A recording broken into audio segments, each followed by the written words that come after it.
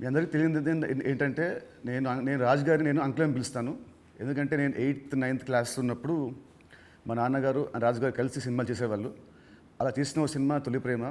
So అప్పుడు cinema release అయిన first day hit తర్వాత మా అందరము ట్రైన్లో వెళ్ళాము తిరుపతి.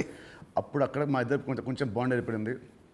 ఆ తర్వాత వచ్చాక నేను కాలేజ్ బంక్ కొట్టినప్పుడల్లా నేను ఇలాగే దొరికిపోతుండేవాడిని. ఒక ఇన్సిడెంట్ ఇంకా నాకు బాగా గుర్తుంది. సంజయ్ థియేటర్ బయట రోడ్లో మీరు ఇటు సైడ్ వస్తున్నారు కార్లో, నేను ఇటు సైడ్ ఒక బైక్లో వెళ్తున్నాను. సినిమాలో ఒక హీరో హీరోయిన్ చూసినట్టు లుక్స్, అంత బిజీ రోడ్లో ట్రాఫిక్లో మీరు నన్ను చూడడం, నేను మిమ్మల్ని చూడడము చూసి నేను భయపడిపోయి మీకు కాల్ చేసి అంకుల్ ఇంట్లో చెప్పకుండా చెప్పడము, థ్యాంక్ యూ మీ ఇంట్లో చెప్పలేదు, మీరు చెప్పుంటే అప్పుడు నాకు పగిలిపోయి ఉండేది. సో అది మా ఇద్దరి మధ్య ఉండే బంధం. సో ఆ తర్వాత కలిసి నేను హీరో అయ్యాను, తను ప్రొడ్యూసర్ అయ్యాడు. అండ్ అంకుల్ ఫస్ట్ మీ ఇండస్ట్రీకి వచ్చింది నాకు గుర్తున్నంత వరకు మీరు హీరో అవుదాం వచ్చారంట, కరెక్టా కాదా? ఒక సినిమా స్టార్ట్ కూడా అయింది, మధ్యలో అయిపోయింది. ఇది కరెక్టా ఫాల్సా? కాదు, ఫాల్స్. పక్క పక్క పక్క ఫాల్స్. ఓకే, మీ ఫస్ట్ సినిమా దిల్. ఆ సినిమా స్టార్ట్ ఎలా అయిందంటే అప్పటికి ఆది ఇంకా రిలీజ్ అవ్వలేదు, జయం రిలీజ్ అవ్వలేదు. వినాయక్ గారిని మా నాన్నని హోటల్లో కూర్చోబెట్టి ఎప్పుడు సినిమా రిలీజ్ కంటే ముందే మీరు దాన్ని లాక్ చేశారు. అసలు మీ నమ్మకం ఏంటి, మీ ధైర్యం ఏంటి? రిలీజ్ కాకముందే అప్పటికి ఆది మూవీ రిలీజ్ అయింది, నీ జయం రిలీజ్ కాదు. అప్పటికి ఆది రిలీజ్ అయ్యి వినయ్ నేను బేగంపేట సైడ్ వెళ్తున్నాము, నీ జయం పోస్టర్స్ ఉన్నాయి. ఓకే. సో జయం పోస్టర్ చూసి నాకు ఎవరి కుర్రాడు భలే ఉన్నాడంటే మా సుధాకర్ రెడ్డి కొడుకు జయం సినిమాతో లాంచ్ అవుతుండే, భలే ఉన్నాడన్నా, నీ సినిమా అయినతో చేద్దామా అన్నాడు. వై నాట్, ఇమ్మీడియట్లీ నేను డాడీకి ఫోన్ చేసి ఆ మీటింగ్, నీ జయం రిలీజ్ కాకుండా ముందే మీటింగ్ చేసాము. సో ముందు సో దిల్తో మీ పేరు దిల్ రాజుగా అయింది. సో మీ ఫీలింగ్ ఏంటి? వినాయక్ గారు మేము మీకు ఇచ్చాం మా పేరు, లేదంటే మీ డబ్బులు పెట్టి మీరు మాకు హిట్ ఇచ్చారు కాబట్టి సొంత పేరు మీరు పెట్టుకున్నారా? అంటే జనాలు ఇచ్చారు అది. పోతే నీకు గుర్తుందో లేదో, ఆ దిల్ టైటిల్ మన దగ్గర లేకుంటే దిల్ పెడదామని నితిన్ అడిగినప్పుడు బూరుపల్లి శివరామకృష్ణ గారి దగ్గర ఆ టైటిల్ ఉంది. నేను వెళ్ళి అడిగి ఆ టైటిల్ తీసుకొచ్చాను, మాకు ఈ సినిమా బాగుంటుందండి అని. So thanks to Burupalli Sivaramakrishna గారు, ఆ టైటిల్ ఇవ్వడం వల్ల అది దిల్ రాజు అనేది బ్రాండ్ అయిపోయింది, ట్యాగ్ అయిపోయింది.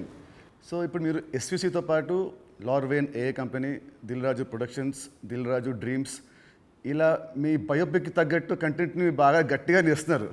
So next Dil Raju directs అని చూడొచ్చా? లేదు. ఎందుకు? ప్రస్తుతానికి లేదు. సినిమా మీకు కెమెరా తెలుసు, మీకు నాలెడ్జ్ ఉంది, ఎడిటింగ్ తెలుసు, అన్నీ తెలుసు, మీకు ఎందుకు తీయట్లేదు? సో నాకు డైరెక్షన్ చెయ్యాలని ఎప్పుడు ఆలోచన రాలేదు. యాక్చువల్ వివి వినాయక్ ఆ బొమ్మరిల్ అయిన తర్వాత నాకు సజెస్ట్ చేశాడు, అన్న నువ్వు డైరెక్షన్ చేసేయగలుగుతావు, చెయ్యు అని. లేదు వినయ్ అని, లేదు నేను చెప్తున్నా కదా విను, వివి రాజేంద్ర ప్రసాద్ గారు లేక నువ్వు డైరెక్షన్ చేయగలుగుతావు, నువ్వు చెయ్యు అని. బట్ ఎప్పుడు ఆ సైడ్ నాకు డైరెక్షన్ చేయాలని ఆలోచన కలగలేదు. సో మీ బయోపిక్ తీసే ఇప్పుడు మీకు ఏమైనా ప్లాన్స్ ఉన్నాయా? ఎప్పుడన్నా ఆఫ్టర్ 5 years 10 years? నా బయోపిక్ నేను తీయలేను కదా, ఎవరైనా తీస్తారేమో. సరే, ఎవరు తీస్తే దాంట్లో అంత ఉంటుందా, ఆ కంటెంట్ ఉంటుందా? డెఫినెట్గా. అంటే ఇట్స్ బిగ్ జర్నీ కదా నాది. ఇప్పుడు ఫిలిం ఇండస్ట్రీ 94 వచ్చాను, 94కి వచ్చిన తర్వాత ఇప్పుడు ఆల్మోస్ట్ 30 years ప్లస్. ఎన్నో అప్ అండ్ డౌన్ చూశాను, ఎన్నో అన్నీ చూసుకుంటూ వచ్చాను. సో బయోపిక్ చేస్తే దానికి ఏ హీరో అయితే బాగుంటుంది? బట్ నాకు బాగా ఫేస్ మ్యాచ్ అయ్యేది నువ్వు ఒకటే. చాలా మంది అంటారు నితిన్ మీ బ్రదర్ అని. సో రాజుగారి బయోపిక్లో హీరోగా నేనే, ఇది ఫిక్స్ అయిపోయింది. ఇప్పుడు ఇవాళే ఈయన ప్రొడక్షన్ డైరెక్షన్ చూద్దాము, నేను హీరోని. సో ఇందాక మీరు చెప్పారు కదా అప్స్ అండ్ డౌన్స్ అన్నారు కాబట్టి ఆ క్వశ్చన్ అడుగుతాను. ఇండస్ట్రీ చాలా చూస్తే తెలుసు నాకు, బట్ మేజర్గా నాకు గుర్తుండి నేను ఇండస్ట్రీ వచ్చినప్పటి నుంచి మొన్న సంక్రాంతికి ఒక సినిమా మీ ఫైనాన్షియల్గా చాలా లాస్ అయింది. నెక్స్ట్ సినిమా ఇమ్మీడియట్ 3 days గ్యాప్లో అది మళ్ళీ అది వెళ్ళిపోయింది. ఈ మధ్యలో ఈ 3 రోజుల్లో మీ థాట్ ఏంటి? నెక్స్ట్ సినిమా కూడా అది కూడా పోతే అప్పుడు పరిస్థితి ఏంటి? మీ మైండ్లో రన్ అయిన మీ ఫీలింగ్ ఏంటి? లేదు, అంటే నాకు ఇప్పుడు 10th సినిమా రిలీజ్ అయినప్పుడు నాకు అర్థమవుతుంది ఫైనాన్షియల్గా ఇది డ్యామేజ్ జరగబోతుంది. సో అటు డిస్ట్రిబ్యూటర్స్ అందరు కూడా లోలో ఉన్నారు. పోతే 14th రిలీజ్ అవుతున్న సినిమా షూర్ షాట్గా సూపర్ హిట్ అని చాలా గట్టి నమ్మకంతో ఉన్నాను. అంటే 90% నీకు తెలుసు, నేను ఎడిటింగ్ రూమ్లో చూసినప్పుడే నాకు చెప్పగలుగుతాను సినిమా వర్క్ అవుతుంది అవ్వట్లేదు. అట్లా సంక్రాంతికి వస్తున్నాం అనే సినిమా మీద ఐఎమ్ ఫుల్ కాన్ఫిడెంట్గా ఉన్నాను. సో ఆ 3 డేస్ అదే ఎనర్జీతో ఉన్నాను. ఎస్, నో ప్రాబ్లం, ఒకటి వస్తుంది, ఇది ఎంత డ్యామేజ్ అవుతుంది, అది ఎంత రికవర్ చేస్తారో నంబర్స్ తెలియదు, బట్ అది మ్యాజిక్ అనేది ఇట్స్ ఎ మిరాకిల్. బట్ ఆ పీరియడ్లో యూఆర్ కాన్ఫిడెంట్ మళ్ళీ ఇది అయిపోయింది మళ్ళీ నేను అంటే ఒక సినిమా రిలీజ్ ముందు నాకు మేబీ నా 6th సెన్స్ కావచ్చు, చూస్తున్న కంటెంట్ వల్ల కావచ్చు, చెప్పగలుగుతాను 90% మిస్ అవ్వను. సో దిల్ చేయడం వల్ల మీరు దిల్ రాజు అయ్యారు. బట్ నా దృష్టిలో మీరు బిల్ రాజు. ఎందుకు చెప్తాను. యాక్చువల్లీ చాలామంది ఆడియన్స్ కూడా చెప్పాలి ఇది. మామూలు చూస్తాను లాస్ట్ గత 1 year నుంచి మీ మీద వచ్చే నెగటివ్ ట్రోల్స్ కానీ ఇవన్నీ ఏవో వస్తుంటాయి కదా మామూలు ఆర్టికల్స్ అవి. 2005లో నేను సినిమా వేసాను, రామ్ సినిమా. అది రిలీజ్కి ఫైనాన్షియల్గా మేము చాలా అప్పుడు రిలీజ్కి మేము కొంచెం ఇబ్బందులు ఉండే. అండ్ అప్పుడు మాకు టర్మ్స్ అంతా బాగాలేవు టర్మ్స్ మనకు. అయినా మీరు వచ్చి ఆ రోజు నైట్ ఒక పెద్ద అమౌంట్కి మీరు సైన్ చేశారు. సో టర్మ్స్ బాగాలేనప్పుడే మీరు నాకు హెల్ప్ చేశారు. ఇలాంటివి మీరు చాలామంది హీరోస్కి, చాలా ప్రొడ్యూసర్స్కి, డైరెక్టర్స్కి మీరు చాలా హెల్ప్ చేస్తారు. ఇది నాకు తెలుసు. సో ఈ మధ్య వచ్చి మీరు ఒక సినిమా బొక్కేస్తారంటే అది నాకు I want clear to audience that ప్రతి సినిమా చిన్న పెద్ద లేకుండా అందరు హెల్ప్ చేసేవాడు మీరు. అండ్ దీంట్లో చాలా డబ్బులు మీకు చాలామంది మీకు వెనక్కి మీకు ఇచ్చారు లేరు కూడా నాకు తెలియదు. బట్ ఈ హెల్ప్ చేసిన ఇంతమంది మీరు కష్టాల్లో ఉన్నప్పుడు వీళ్ళు కూడా మీకు తిరిగి హెల్ప్ చేస్తారని అనుకుంటున్నారా? అంటే బేసిక్గా నా లైఫ్ స్టార్ట్ అయింది ఎక్కడ అంటే నితిన్, నా కాస్ట్యూమ్ కృష్ణ గారికి నేను చాలా స్టోరీలో చెప్పాను. అరుంధతి అనే సినిమా 36 lakhs కొంటే 2 lakhs నేను రిలీజ్ రోజు కట్టలేదు. తర్వాత తీసుకెళ్ళి ఆయన ఫోన్లు ఎత్తకుంటూ కూడా నేను పట్టుకొని వెళ్ళి 2 lakhs ఇచ్చి వచ్చాను. తర్వాత వారు నాకు పిలిచి పెళ్లి పందిరి చేసే వరకు వదిలిపెట్టలేదు. నిజంగా పెళ్లి పందిరి అనే సినిమా లేకుంటే ఐఎమ్ నాట్ దే, అసలు సినిమా ఇండస్ట్రీలో నేను లేను అనేది నేను గట్టిగా నమ్ముతాను. సో అంటే ఒక హానెస్ట్ అనేది ఒకటి ఎంత పని చేసిందో హెల్పింగ్ కూడా అంతే పని చేస్తుందని నేను నమ్ముతాను. నా లైఫ్లో ఇప్పుడు నువ్వు సంక్రాంతికి అడిగావు, ఇది రాకుంటే ఇది ఉండుంటే, అలాంటి ఒక 4-5 ఇన్సిడెంట్స్ ఉన్నాయి. అంటే నేను క్లోజ్ అయిపోయే ఇన్సిడెంట్స్.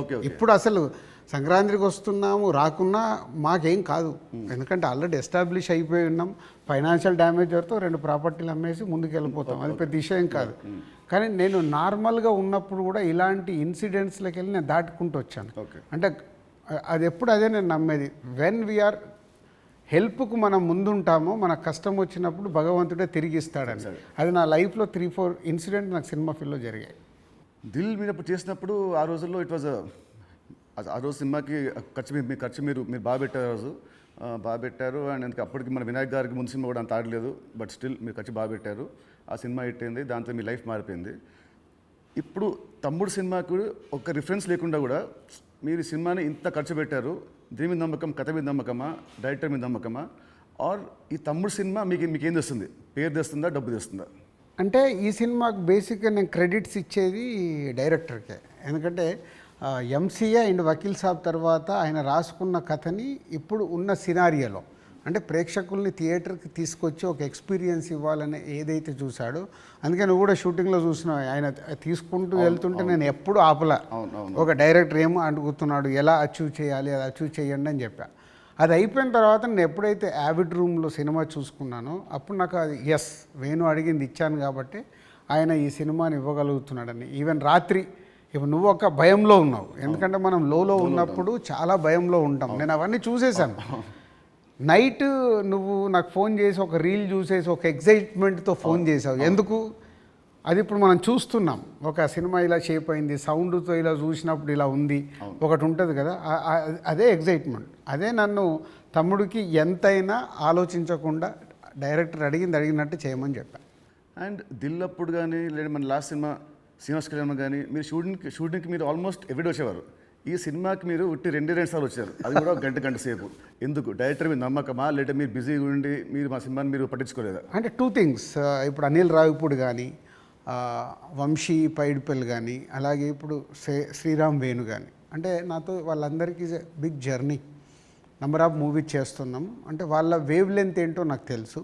సో తెలిసినప్పుడు నేను వాళ్ళ దాంట్లో నేను ఇంటర్ఫియర్ కాను.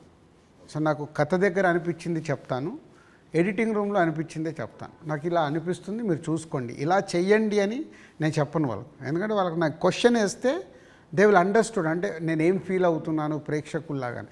కొంతమంది దర్శకులతో ఇలా నాకు సింక్ అవుతుంది, అలా సింక్ అయిన వాళ్ళే వీళ్ళు. అందుకే వీళ్ళతో నంబర్ ఆఫ్ సినిమాలు చేసినా వాళ్ళు అది అవుట్పుట్ తెచ్చుకోవడానికి వాళ్ళే ఎక్కువ కష్టపడతారు, ఎందుకంటే వాళ్ళకు రిజల్ట్ కావాల్సిందే కదా. సో నేను ఇప్పుడు శ్రీనివాస కళ్యాణం ఉంది, ఇప్పుడు శతమానం భవ తర్వాత శ్రీనివాస కళ్యాణం చేస్తున్నాను కాబట్టి ఫుల్ టైం సో అక్కడే ఉండి ఎలా తీయాలి ఏంటి, సో ఏదైనా తప్పు జరుగుతుంటే కూడా సతీష్కు చెప్పి కరెక్ట్ చేయడం. సో అది నా ప్రాసెస్, ఏ సినిమాకు ఉండాలి ఏ సినిమాకు ఉండకూడదని నేను ముందే ఫిక్స్ అవుతాను. సో తమ్ముడు అనేది దిల్ రాజు సినిమానా లేదంటే వేణుశ్రీరామ్ సినిమా? వేణుశ్రీరామ్ సినిమా 100% No మొత్తం doubt. Inter credit. సో ఇంకోటి ఇప్పుడు మామూలుగా మిమ్మల్ని ఏం అడుగుతారు, ఇప్పుడున్న దిల్ రాజు పాత దిల్ రాజుకి ఏం చెప్తాడని అందరూ అడుగుతారు. నేను అడిగేదంటే అప్పుడున్న ఓన్లీ రాజు ఇప్పుడున్న దిల్ రాజుకి ఏం చెప్తాడు? అది 22 years జర్నీ.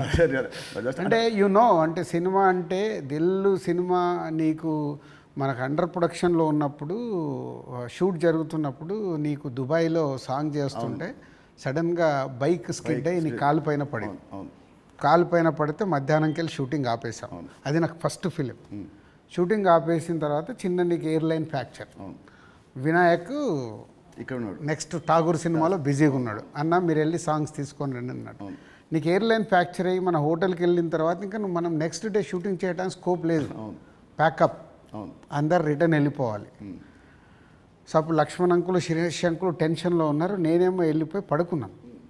పడుకొని 4 o'clock లేసేసి శంకర్ మాస్టర్ డోర్ కొట్టి, మాస్టర్ రేపు నైట్ వెళ్ళిపోవాలి, నీకు ఇప్పుడు 2 పాటలలో ఏమేమి బ్యాలెన్స్ ఉన్నాయో ఒక్కసారి లిస్ట్ రాయని 6 గంటల వరకు కూర్చొని ఆయనతో రాపిచ్చి, ఇవి నితిన్ కాలు కింద పెట్టకుండా నువ్వు ఎలా మేనేజ్ చేయగలుగుతావు అంటే శంకరు నేను మళ్ళీ డిఓపిని పిలుచుకొని మేము కూర్చొని డిజైన్ చేసాం. డిజైన్ చేసి మీకు చెప్తే మీరు అందరూ ఏంటి షూటింగ్ ఉందా ఎలా చేస్తారు అంటే ఇలా చేయబోతున్నాం, విల్ ఫినిష్ నెక్స్ట్ 2 days అని నీ కాలు కింద పెట్టనివ్వకుండా 2 రోజులు షూటింగ్ చేయించా. కూర్చొని స్టాండింగ్ అంటే నా మొదటి సినిమా, నాకు ఆ సిచ్యువేషన్ అలాంటిది. ఆ రోజు 2 రోజులు షూటింగ్ ఆగకుండా చేసుకొని వచ్చి రిలీజ్కి ముందు మళ్ళీ ఆర్ఎఫ్సికి వెళ్ళి ఆ బ్యాలెన్స్ షాట్లని 2 పాటలు తీసి మ్యాచ్ చేసాం. అంటే అది నా ప్యాషన్. అంటే మొదటి సినిమాలోనే నేను ఒక సమస్య వస్తే దాన్ని జాగ్రత్తగా హ్యాండిల్ చేసుకుని సినిమాకి ఎలాంటి డ్యామేజ్ జరగకుండా చేయగలిగా. అదే మామూలు రాజు నుంచి దిల్ రాజుగా షిఫ్ట్ అవ్వడం. అంటే నాట్ ఓన్లీ దిల్, ఇలాంటి సో మెనీ ఫిలిమ్స్కి సో మెనీ ఎప్పుడు వస్తూనే ఉంటాయి. అవన్నిటిని జాగ్రత్తగా హ్యాండిల్ చేసుకుంటే 58 సినిమాలకు రీచ్ అయ్యాను. అదే ఫస్ట్ సినిమా దిల్లప్పుడు కూడా మీ అన్నింటిలో మీరు చాలా మీరు ఇన్వాల్వ్ అయ్యేవారు. ప్రతి దాంట్లో స్టోరీల నుంచి సీన్స్ నుంచి కొన్ని సీన్స్ మీకు నచ్చకుంటే మీ వినాయక్ మీరు చెప్పలేకపోతే మీరు నా చెప్పేవాళ్ళు, నితిన్ చెప్పా ఈ సీన్ బాగా గుర్తున్నా దాంట్లో ఉంటుంది ఒక ఎపిసోడ్, ఒకటి టాలీవుడ్ ఎపిసోడ్ ఉంటుంది ఒకటి, అది సినిమా లేదు. సో అది సో మీ ఉత్సాహాన్ని చూసే సుకుమార్ గారు సినిమా రైటర్ కదా, ఆయన పెట్టాడు సినిమాలో ఒక డైలాగ్ వస్తుంది, మై నేమ్ ఇస్ రాజు అంటే ఒకటి వచ్చి ఎందుకంత ఫోజు మిమ్మల్ని చూసే పెట్టాడు డైలాగ్, గుర్తున్నా? బోర్డు మీద రాసి బోర్డు మీద. సో 2003 రాజుగారి దగ్గర ఉన్నదేంటి, ఇప్పుడు రాజుగారి దగ్గర లేనిదేంటి? ఉన్నది 2003కి ఇప్పటికీ ఉన్నది. సినిమా అంటే అవలీలగా ఎక్స్పీరియన్స్తో పాటు వచ్చిన ఎక్స్పీరియన్స్తో పాటు సో ఈజీగా ఎలాంటి సిచ్యువేషన్ అయినా హ్యాండిల్ చేసే కెపాసిటీ అండ్ సినిమా పైన ఇంకా అవగాహన ఉంది. ఇది సాధించాను. లేనిది 2003 నుంచి 2010 వరకు ఒక్కొక్క సినిమా తీస్తూ ఒక్కొక్క కొత్త డైరెక్టర్తో జర్నీ చేస్తూ అద్భుతమైన జాబ్ సాటిస్ఫాక్షన్తో జర్నీ చేశా. 2014 తర్వాత అంటే ఆ పీరియడ్ తర్వాత నంబర్ ఆఫ్ ప్రొడక్షన్స్కు షిఫ్ట్ అయిపోయి సో దాన్ని ఎంజాయ్ చేయలేకపోతున్నా. అది ఇప్పుడు లేదు, ఆ ఎంజాయ్మెంట్ లేదు. Job satisfaction, enjoyment, job satisfaction ఉంది, ఎంజాయ్మెంట్ అంటే మార్నింగ్ 7కు నేను లొకేషన్కి వెళ్ళిపోయి ఈవినింగ్ ప్యాకప్ వరకు ఉండి మళ్ళీ వచ్చి నెక్స్ట్ డే సీన్ గురించి వెళ్ళి ఆఫీస్లో కూర్చొని 10 వరకు కూర్చొని అదొక ఎంజాయ్మెంట్ నాకు. I'm missing that. ఇప్పుడు ఆడియన్స్ సినిమా థియేటర్కి చెప్తారు మామూలు, ఇప్పుడు ఆడియన్స్ ఇప్పుడు ఎక్కువ రావట్లేదు, అది ప్రొడ్యూసర్గా ఏం చేయాలో మీరు చెప్తున్నారు. ఫర్ అ చేంజ్ మీరు హీరో అయితే హీరోగా మీరు ఆడియన్స్ థియేటర్ రావడానికి మీరు ఏం చేస్తారు? ప్రొడ్యూసర్గా చెప్తున్న దిల్ రాజు చెప్తున్న అన్ని పాయింట్స్ని నేను నితిన్ ప్లేస్లో ఉంటే నేను ముందడిగేసి అరే ఇవన్నీ ముందు మొదలు పెడదామని మొదలు పెడతాను. సరే, దిల్కి అండ్ తమ్ముడికి ఈ మధ్యలో మీరు నా ఏమంటారు నా పర్ఫార్మెన్సా నాలో చూసిన చేంజ్ ఏంటి, మార్పు ఏంటి, ప్లస్ అండ్ మైనస్?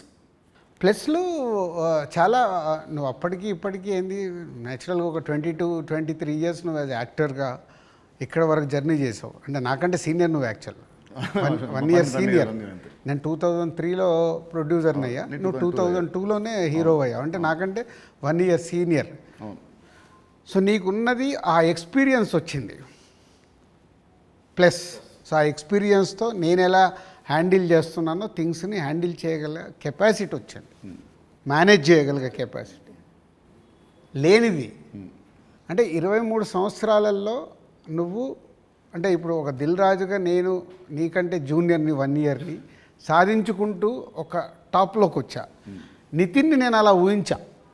నేను దిల్ సినిమా చేస్తున్నప్పుడు, ఆర్య సినిమా చేస్తున్నప్పుడు బన్నీని, దిల్ సినిమా చేస్తున్నప్పుడు నిన్ను, అంటే వీళ్ళు నాకు ఫ్యూచర్ స్టార్స్ అని ఊహించా. కానీ నువ్వు ఆ మార్క్ అచీవ్ చేయలేకపోయావు, నువ్వు కోల్పోయింది అదే అనేది నా ఫీలింగ్. ఇప్పుడు తమ్ముడితో నాకు మళ్ళీ వస్తుందనుకుంటారా ఆ పూర్వ వైభవం? తమ్ముడితో సక్సెస్ఫుల్ హీరోగా వస్తావు, కానీ ఇది సరిపోదు. ఎల్లమ్మతో కొట్టాలి. సో దిల్కి సీక్వెల్ చేసే ప్లాన్ ఏమైనా ఉందా? ఎందుకంటే అదొక మంచి బ్రాండ్ వాల్యూ. మళ్ళీ వినాయక్ గారితో నాతోని దిల్ పార్ట్ 2 అంటే అప్పుడు ఫాదర్ క్యారెక్టర్ నువ్వు వేయాలి, కొడుకు క్యారెక్టర్ నువ్వు వేయాలి.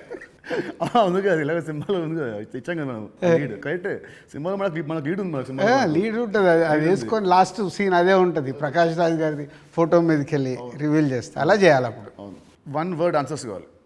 1 వర్డ్ ఆర్ 2 వర్డ్స్, మీ ఇష్టం. 1-2 వర్డ్స్ ఆన్సర్స్. మీకు చెప్తాను కొన్ని పేరు వినగానే మీకు వచ్చే ఫస్ట్ మీ థాట్స్.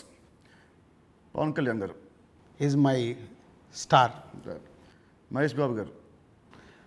మహేష్ గారు మా ఇద్దరికి ఒక తెలువని అండర్లింక్ ఉంటుంది. ప్రభాస్ గారు ఈజ్ మై డార్లింగ్. ఎన్టీఆర్ గారు మై నాన్న. నాన్న అని పిలుస్తాను నేను. ఓ అదేంటి ఆ లింక్ ఏంటి? అది అప్పుడు తారక్తో డిస్ట్రిబ్యూటర్గా ఉన్నప్పుడు క్లోజ్నెస్ ఉండి బృందావనం చేస్తున్నప్పుడు అప్పటికి కొడాలి నానిగారు వీళ్ళందరూ తారక్తో ఉండేవాళ్ళు. వాళ్ళందరూ నాన్న నాన్న అని పిలిస్తే నాకు అది ముద్దుగా అనిపించేది. అంటే నాకు ఈ అవకాశం ఉంది కదా అని అప్పటి నుంచి నేను కంటిన్యూ. తారక్ నన్ను అన్న అంటాడు, నేను నాన్న అంటాడు. బాగుంది. చరణ్ గారు హిజ్ మెగాస్టార్ సన్. సో ఒక సినిమా అంటే ప్యాషన్గా మెగాస్టార్ సన్ అయినా ఎదుగుతూ వచ్చిన is star hero. Allu Arjun గారు. Bunny is my brother. Next Sirish Reddy గారు. శిరీష్ అందరికీ తెలిసింది మై బ్రదర్. పోతే మా ఇద్దరికి సినిమా దాంట్లో ఎప్పుడు ఒక కాన్ఫ్లిక్ట్లో ఉంటాం. అవునా? ఓకే. అంటే ఆలోచన విధానంలో కాన్ఫ్లిక్ట్గా మాట్లాడుతుంటాం, బట్ కన్క్లూడ్ చేస్తాం. రిజల్ట్ ఉంటుంది మాకు. About Venu Sriram. Venu is my boy. Thammudu సినిమాని 3 ముక్కలో చెప్పాలంటే Thammudu, what is Thammudu for you? Nithin నాకు తమ్ముడు, వేణు నా తమ్ముడు. తమ్ముడు సినిమా మీకు పేరు తెస్తుందా, మీకు డబ్బు తెస్తుందా? ఫస్ట్ పేరు తెస్తుంది, తర్వాత నేను పెట్టిన డబ్బు తెస్తుంది, ఇంకా అద్భుతాలు జరిగితే లాభాలు తెస్తుంది. సో July 4th సినిమా వస్తుంది తమ్ముడు. సో ఆడియన్స్కి మీరేం చెప్తారు? ఎస్, అన్ని ఇంటర్వ్యూలలో చెప్తున్నట్టే. సో ఈ సినిమా, ప్రతి సినిమా అందరికీ ఇంపార్టెంటే. ఈ cinema Venu Sriram, so MCA Vakeel Saab తర్వాత బెస్ట్ సినిమా, ఆడియన్స్కి ఒక ఎక్స్పీరియన్స్ సినిమా ఇవ్వాలని చాలా కష్టపడి అవుట్పుట్ ఒక రేపు ఎక్స్పీరియన్స్ ఇవ్వబోతున్నాడు అవుట్పుట్తో. సో అది నో డౌట్. సో దిల్ రాజుగా నాకు సంక్రాంతికి వస్తున్నాం ఒక బ్లాక్ బస్టర్ అయితే, దాని తర్వాత మా బ్యానర్ నుంచి వస్తున్న వెంకటేశ్వర క్రియేషన్ నుంచి వస్తున్న ఒక మంచి సినిమాతో దిల్ రాజు మీ ముందుకు తీసుకొస్తున్నాడు ఈ సినిమాని. ఇది నాకు సక్సెస్తో పాటు ఒక ఎనర్జీని ఇస్తుంది. బట్ నితిన్కి ఇది సక్సెస్ చాలా అవసరం. సో ప్రాపర్గా సినిమాని మీకు నచ్చే విధంగా రెడీ చేసి మీకు తీసుకొస్తున్నాం. July 4th మీరు థియేటర్కి రండి, ఫ్యామిలీస్తో వచ్చి మీరు ఎంజాయ్ చేస్తారు సినిమా, అది నా ప్రామిస్. ఎంజాయ్ చేసిన సినిమాని బయటికి వెళ్ళిన తర్వాత మీరే చెప్తారు ఒక వావ్, అంటే నితిన్కి ఒక కొత్త సినిమా, కొత్త అప్రోచ్. ట్రైలర్ కంటే ముందు తమ్ముడు వేరు, ట్రైలర్ వచ్చిన తర్వాత నితిన్తో ఇలా తీశారు ఆ సినిమా అన్నారు. అది ఫస్ట్ పాయింట్. అలాగే తమ్ముడు అని టైటిల్ పెట్టుకొని ఏ సర్టిఫికేట్ తీసుకున్న దిల్ రాజు. సో ఇది సెకండ్ పాయింట్. అంటే థియేటర్ ఎక్స్పీరియన్స్ కోసం కాంప్రమైజ్ అవ్వకుండా ఏ సర్టిఫికేట్ కూడా తీసుకున్నాము. యూఏ సెన్సార్ వాళ్ళు కొంచెం లెంత్ తగ్గించుకొని యూఏ తీసుకోండి అన్న కానీ ఏ సర్టిఫికేట్ తీసుకోవడానికి థియేటర్లో ఎక్స్పీరియన్స్ మిస్ అవ్వకూడదు. ఏదైతే డైరెక్టర్ అనుకున్నాడో, నితిన్ ద్వారా ఏదైతే మీకు అందివ్వాలనుకున్నాడో, నితిన్ చుట్టూ ఒక 5 ఉమెన్ని పెట్టి ఒక కాన్సెప్ట్ ఫిలింగా 80% ఆఫ్ ద ఫిలిం మీకు ఫారెస్ట్లో ఉంటుంది. ఇది 24 అవర్స్లో జరిగే కథ. ఒక ఎక్స్పీరియన్స్ మట్టుకు డెఫినెట్గా ఈ సినిమాతో పొందుతారు. Please come and watch in theatres from July 4th. తమ్ముడు సినిమా ఉంది. తమ్ముడు సినిమా రిలీజ్ కాకముందే మీరు నాకు వెళ్ళమ్మా అనే ఒక కథ వినిపించారు. మామూలు ఇండస్ట్రీలో ఉంటుంది, ఈ సినిమా హిట్ అయితే నెక్స్ట్ సినిమా చేస్తాము అని ఉంటుంది. మీకు ఏంటి మళ్ళీ మీ మైండ్ సెట్ ఈ సినిమా రిజల్ట్తో సంబంధం లేకుండా నాతో నెక్స్ట్ సినిమా చేస్తున్నారు, ఇమీడియట్ సినిమా? సేమ్ నాకు సుబ్రహ్మణ్యం ఫర్ సేల్ జరుగుతుంది తేజుతో. అనిల్ రావిపూడి పటాస్ రిలీజ్ అయింది.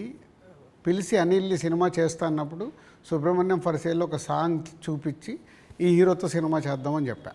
అప్పటికే పిల్ల నువ్వు లేని జీవితం చేశాం గీత వాళ్ళతో కలిపి. So Subrahmanyam for sale cinema hit అవ్వబోతుందని నాకు అర్థమైంది. నాకు అర్థమై వైనాట్ అంటే పటాస్ పెద్ద హిట్ అయింది. సుబ్రహ్మణ్యం ఫర్ సేల్ హిట్ అయినప్పుడు వాళ్ళిద్దరు కలిస్తే సుప్రీం అయింది. ఓకే. సో ఇది అలాగే తమ్ముడుతో నితిన్కు మళ్ళీ సక్సెస్ వస్తుంది. బలగంతో ఆల్రెడీ వేణు సక్సెస్ కొట్టాడు. వీళ్ళిద్దరు కలిస్తే ఎల్లమ్మ అద్భుతంగా ఉంటుందని నా విజన్.